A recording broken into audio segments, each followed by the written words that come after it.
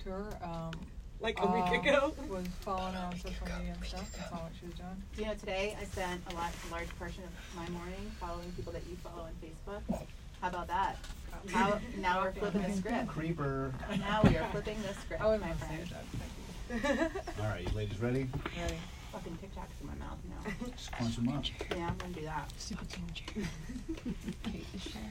the film. I wanted the fresh I bread. think we're on a Tic Tac race. Right. Who's gonna finish first? Some We're going to water. exactly 27. Okay. Around there, yeah, just roughly. 27 minutes. Yeah, we got to have some space to. I had to chop out like a lot of space to. Oh dear fill God. this. I talked a lot. I'm sorry. No, it's cool. That's what we want. I'm ready. Ready? In 3, 2, 1. Welcome to 614Fempreneur, Columbus's #1 female entrepreneur show. I'm Michael Cheney, and I am here with Jennifer Kessel-White. What's up, JKW? Hey, Michael. How are you? Good. How are you doing? Good. Jennifer Kessel-White here, your favorite Columbus real estate agent, real estate investor. And you know what? We just love seeing women succeed in business. So that's why we're here at 614Fempreneur today. And you know what? What? You really are my favorite Columbus realtor. I am? Yeah. That's so sweet. I mean, you say it all the time on here. I feel like I should let you know you really are my favorite. You know, Muhammad Ali once said, tell everybody you're great, and eventually they'll believe it. Okay. I'm going with that. I like your style. Hey, I want to introduce our guest today. Enough about me and being the best real estate agent in Columbus. But let's introduce our guest, Gina Winks with Genx Media. Hey, Gina. Hello. How are you guys? So good. How are you? I'm so super excited to be on here because I listened to the show and it was super cool to get the invite today. So thank you for having me. Absolutely. You so well, I much. love what you're doing. Let's first start with the name of your business because I think it's cool how you combined your first and last name together to get the name of your business. Did you even catch that? Yeah. JK? I didn't get that. I was thinking, okay, I didn't get that, but I was like, Winks and Ginx, how cute. But no, I see it now. Yeah, so Genx Media was created back in 2015. I had no idea what I was doing with it, but I just knew I wanted my own business, so I wanted an LLC. So we had to figure out a name, and my husband and I was like, what am I gonna? I don't want something normal. I don't want plain. Yeah. What can I do? I don't want to have winks in it. I don't want it to have specific names. So we just ended up figuring out Ginx. I like it. I like it a lot. A lot of people think I think some people think it's Gen X or something like that. Like, people don't realize it until they hear it, but I'm okay with that. Yeah, that's cool. I love it. So Genx Media, what is Genx Media?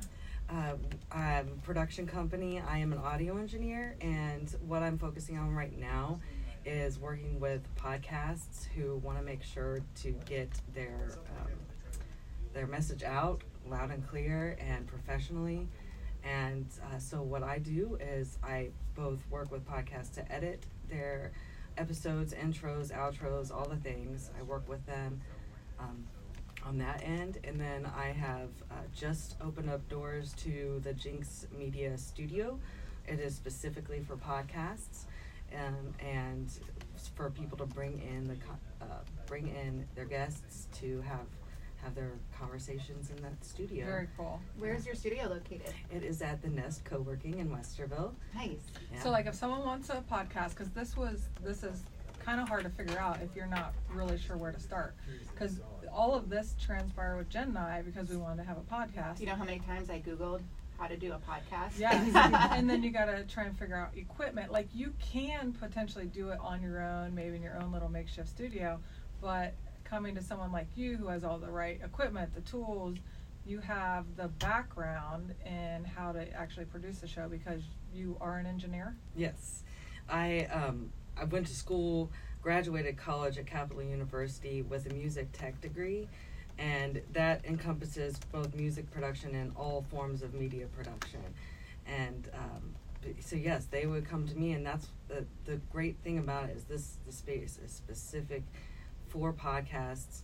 It has all that we need for comfort, Right. and also for the audio quality, because I've placed absorption panels, acoustic panels all throughout the room, and So you know what you're doing. Yeah. Basically. like It's legit. This would be different than if you and I try to set up a podcast. I would have said, let's use my bathroom because I think that has good acoustics. idea. Who knows how that would have turned out. That would have been Thankfully, tragic. people have Genx Media to turn to. Exactly. So tell us when you had the idea and you said, you know what, I just want to own my own business. Go into that a little bit more, and what was that experience and process like for you? Well, oh Lord, I'll try to shorten the story.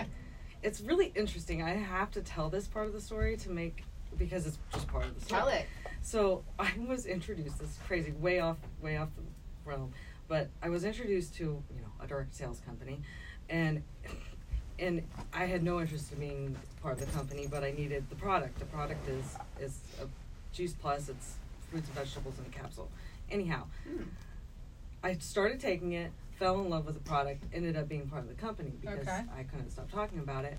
Well, being immersed with that mindset, which I had not previously ever been around a community of business owners like that mindset just immediately kicked my butt. And previously in college, I was like, I don't ever want to own my own business. I want to work for the big guys. Like, that's what I always said. Like, once I started getting into that community, I couldn't stop thinking about having my own audio company.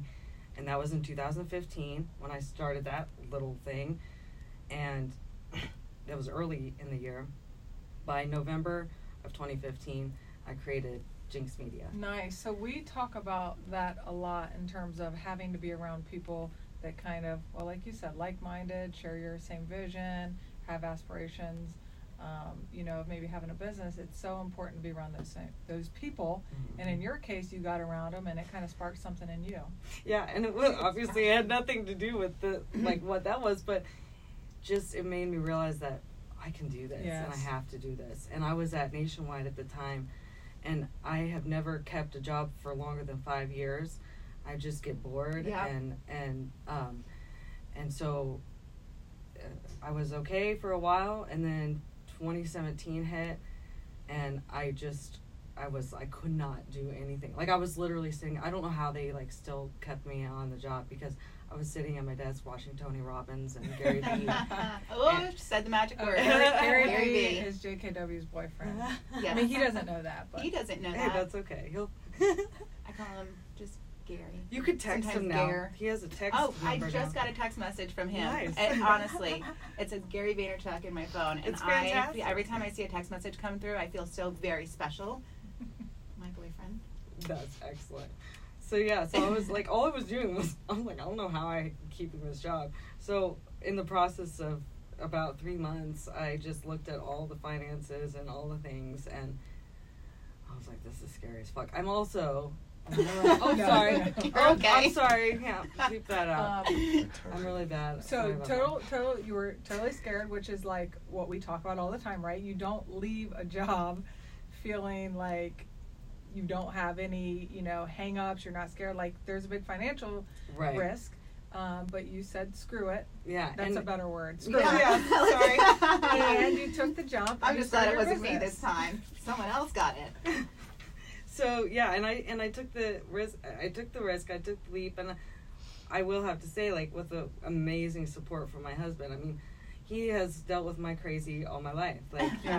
He knows that I have these ideas, and usually he goes with them, and this was a really scary one for him. And the universe, God, all the things, it was meant to be, because I literally had 3 or 4 months after leaving Nationwide where if I wasn't making a certain amount of money, I'd have to go back or do part-time something. Well, that's totally similar to that's my story. I mean, there. Well, your support system is so very important. Yeah, if you don't have a strong support system in something like starting your own business, it is hard to succeed, especially if you have doubters or family members that aren't there for you and don't believe in you. But for me, I had a similar situation of 3 months. And I was either make it or break it, right? Mm-hmm. So it was getting real scary at the end of those 3 months coming through. But luckily, you made it. I made it. And here crazy. You are. That's awesome. Sitting with Genx Media. Yeah. So did everything go perfectly right from the jump? Oh no, never. Right? So what I was doing in the meantime while I was still at Nationwide, I was in the process of doing voiceover work and things like that, freelance. via Fiverr. Okay. Yeah, Oh. I love Fiverr. You know what Fiverr is? I do. Jen? Yes, I do. So I'm you very were familiar. getting some work through that. I love that. Yeah, and I was actually just calling it like paid practice because it was so low. It was such low income, like coming in from that, but it was awesome practice and it was getting my confidence up and things like that. I never had planned to do voiceover, but it just worked out because I had everything I needed, and so I built up that like reputation through Fiverr and built up my prices and things like that. Nice. So that was kind of something that helped throughout the process in the beginning. Do you have a voiceover voice? Like, I don't really have a character voice, but it's funny because people like are okay. Like for some reason they are like, okay, your voice is Like my good phone as this. voice? I do not have a character voice. I do have a phone voice. yeah, like, You do. hey, how are you? What? Right. I mean, I Jen- guess intonation changes depending on what Yeah. they want. But Jen, what would your voiceover voice be? Do you have one of those? Oh, it depends on what I'm doing. Can you give me a commercial, maybe, that I would? Yeah, what if it's like a very serious commercial for like a law firm? Oh. I feel put on the spot Okay, right moving now. on. Okay, I just sounded like a dude. I don't know. Yeah, let's move on. I need more time on that. So here's what's cool, I think, about you working with Fiverr is that you said something that I think a lot of people struggle with, which is it allowed you to build your confidence and figure out your pricing.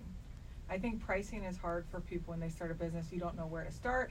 I remember even feeling like bad if I was charging, too much. I always had this battle inside me. Am I Right. charging too much? And you so, don't know if you're worth the prices because it's your Yeah. own business you just started. now so you have self-doubt. eventually, obviously, you get over that and you know what you're worth and there's no hang up on what you're charging. But I like the fact that you were able to kind of experiment with that using Fiverr. Yes, and that was super helpful with like voiceover, and it just helps you learn like through the process. And I had that time to learn because I was still at the other job. It's funny you say that because I'm still in that process. Like as I transition, because this is a fairly new transition into podcasting, I have that same struggle. Totally. Like, but it's helped, that beginning of Fiverr and realizing that I can raise prices and will raise prices.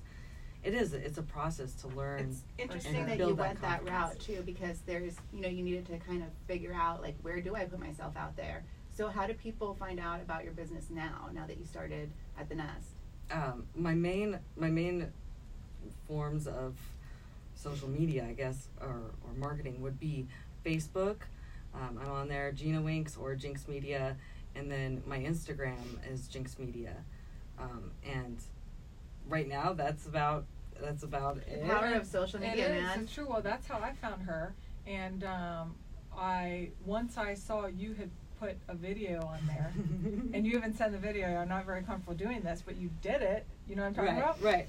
And What was the video I think about? shortly after that is when I contacted you. Yeah. It was literally, I think very, very soon after. It was the video of, was it when I was showing the Yeah, I think finished it was product your like of the- introduction of your business, and Oh, here's the nice. studio that I have now, and you record the video right there in the studio, and so yeah, I think that's what got me, and I knew it was time to reach out. But I had seen some of the things you were putting on social media, so I knew what you were doing. So Yeah. it does. I mean, Jen says it all the time how powerful it is, and it's true. And one of the things that I will be working on as well, and I'll be having workshops in the studio, which it's a small space, so it will be more of an intimate situation, like there are like 4 or 5 people. Yeah, I love that. But Me I'll too. have. What kind of workshops are you thinking? So I know that the first one that came to mind was it'd be 2 hours, and break it down to up leveling from amateur to professional level podcasting. Oh, I would love to That's be And there. great. and I would touch on room acoustics, equipment, and some editing tips and tricks.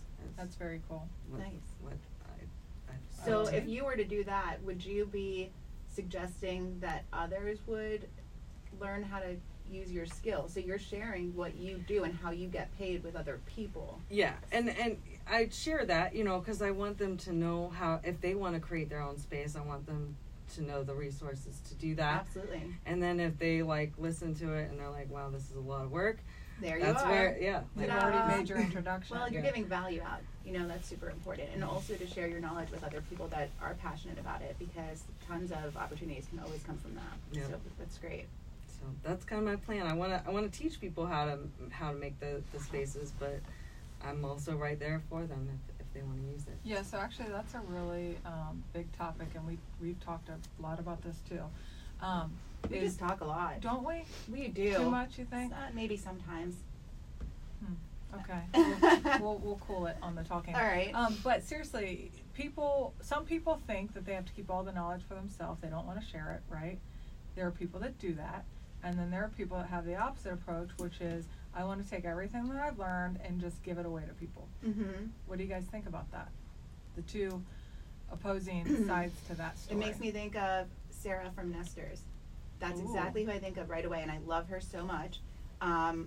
She is such a giver. All she wants to do is provide value to people. She is an Airbnb superhost, but she has a podcast called Thanks for Visiting, and they focus on how to train others to be Airbnb superhosts. Right. And so what she does, and she has free online books you can get that are all about, hey, if you're interested in becoming a superhost, you want to start your own Airbnb, here's a list of things that you need to think about cleaning, and here's what you should always have on site, and here's the kitchen utensils you should always have, and things like that. So she's such a giver because she always says there's enough work for everybody. Right. And there's plenty to go around. And from that, I always believe in opportunities. So, she's providing value, and then I'm sure she'll get some in return, Absolutely. Yeah, and I agree with that. I mean, and I think of Gary Vee too. I mean, all of his stuff that he has so much stuff that he gives for free has, for like, this people to listen to. Genius brain. Right, and he allows, and he shares it with the world. Like, it blows my mind. I think it's really important to give value. And before I got into podcasting as an audio engineer for podcasting, I didn't know how to bring value, like as a voiceover actress, or I just was trying to figure out a way to bring value. And I love that this form of work allows me to bring value to people, because so many people want a podcast. Yeah, so many people do. So tell me about some of the most interesting podcasts you've recorded so far. There's got to be some fun ones where you're just sitting in the room like, what in the world? Is this one of them right now, Gina? No, but some that you've experienced. I mean, like I said, I'm kind of new at this. So I've worked with only a few podcasts so far, honestly. Yeah. But I love the podcast that I'm working on, kind of ongoing, but it's in seasons, is The Big Reveal by Gina Mo. And those recordings are just, those conversations are just absolutely amazing. Really? And they have the option to stay anonymous. What's the big reveal about? So what they talk about is, it's a story that they've never told publicly. So each guest has a story that they're going to tell. They've never told it publicly, or just not in like detail. And then at the end, you do not know who they are unless at the end they really decide to introduce themselves. It's so crazy because Gina Mo and I have been emailing each other. Last night. Really? Isn't it weird how this world just goes around? She was our panel host. Yes, she was. At the Real Women's Conference. So, back to her podcast, do some people not reveal who they are? Yes. There are That's multiple so cool. people. It is. Yeah, there are multiple people who stayed anonymous. Now, do you disguise their voice or do I know. We don't, which is kind of funny because like if you do know them, you might recognize the voice, but we didn't want to because it being such a raw. It really is a very raw podcast. Yeah, we didn't want to switch their voices. We talked about that. That was a consideration, but we wanted to keep it just as natural as possible. Wow, what a great idea. Yeah, and in the process of working with these first few podcasts that I've worked with, that's when I recognized that it's really something that people need as a space for podcasting. For sure. In a room that's built for it, because those were just things that came up in the recording process too, or when I was editing, finding that it was difficult. it was difficult to maneuver around just a standard room noises. Right. Oh yeah, absolutely. Do you help others that want to start a podcast actually get it up and on Apple and Spotify? And can you do that? I have not gotten to that point yet. Okay. I have actually someone that I know who is amazing at like that process and helping with getting it launched. And her name is Heather Parody, and she has the Unconventional. Oh my gosh, it's a podcast. Okay. I forgot. She has her own podcast. Okay, very cool. And she has a course, but she's just a good person to like pick her brain as to the process of like finding your host, making sure it's on Apple iTunes. Okay. I will say, just a quick tip, it is really important to kind of have an episode 0 of it, like an intro of what it is. It doesn't have to be announced. It doesn't have to be edited in any way. But if you have an episode 0, post it to your hosting, and then start the approval process for Apple. Okay. Because it can take up to like 2 to 3 weeks. It doesn't take that long all the time, but get that episode 0 out before you even announce it. Interesting. And no one will know, but it'll allow you to be approved for Apple ahead of time. Very cool. You know that you can find 614Fempreneur on iTunes and Spotify now. Awesome. So you create the audio, you do all the editing, and then essentially give it to your client, and then from there they can upload or whatever they want to do. Yes, and I do have the option. I do, if they request for me to upload it, I can upload it, because I do add certain things into the audio file, like as a prerequisite to make sure that all the information is like there. That kind of gets more into the technical, but it's called ID3 tagging, so that no matter where you pull that audio from, it will have the title of the show, it will have your name as the artist, as the host, and it will have the episode. Yeah, so that's the stuff that the basic person isn't probably going to know. Right. Okay. And that's just part of my process in editing. What do you feel personally is your why, your reason for starting your own business and helping others? I think it's so important to live your purpose, and I have always known that I needed to be an audio engineer, and my why is because I want to, I have multiple whys. Yeah. I want to show I have a son who's 8. I want to show him that you need to do whatever you can to live your true purpose, and I want to inspire others to tell their story, because it's so important for those stories to be heard, because you could even if you inspire one person, that's enough. Yeah, absolutely. We say that all the time. Yeah. And in your industry, I mean, you're pretty much helping people communicate their story again, which is pretty amazing. Yeah, and that's when I was like, I have to be part of podcasts. That's so because cool. This is a chance for me to allow people to get their message out in a clear and in a way that the world can hear it. So if someone wants a podcast, what do they do? Just come to you with their idea, or when does someone know that they're ready to have a podcast? Well, when they've been talking to themselves nonstop, yeah, and they're like, "Oh, I probably should let someone else hear this." That's a good example, but if you have an idea and you want to find out and learn about this, then I have what I usually do, my standard process or whatever, is I have a phone call. Like, give me a call. I have a calendar, a schedule. Figure out a good time for you. We'll talk for up to an hour if you need that much, and we'll work through. Hey, is this a good this is a good podcast. Yeah, this is a good idea, and these are the ways I can help you. And then if I don't know, if I know of other people who can help you, I refer it to them. If someone wants to schedule that initial meeting with you, where do they go? How do they do it? I know I have on my Instagram, there's a link in the bio, and that's my Calendly schedule, and that's to schedule a podcast strategy session. What's your Instagram? That's at Genx Media. Nice. And how about Facebook? They can reach you there as well, right? That is correct, and that's Gina Winks and Genx Media. Can you spell the Ginx Yes. Genx Media for them just in case. Thank you. Ginx Media. Guys, here's the real question. Are you going to have your own podcast? I will. I have one out there. It exists. It has 2 episodes from April of 2017. Okay. Wow. Or 18. Yeah, but yes, eventually. Okay, cool. Not yet, though. I'm not ready for that. I want to help others. Yeah, I want to help others first. Ease into it, Yes. right? Yeah. I'm sure we'll have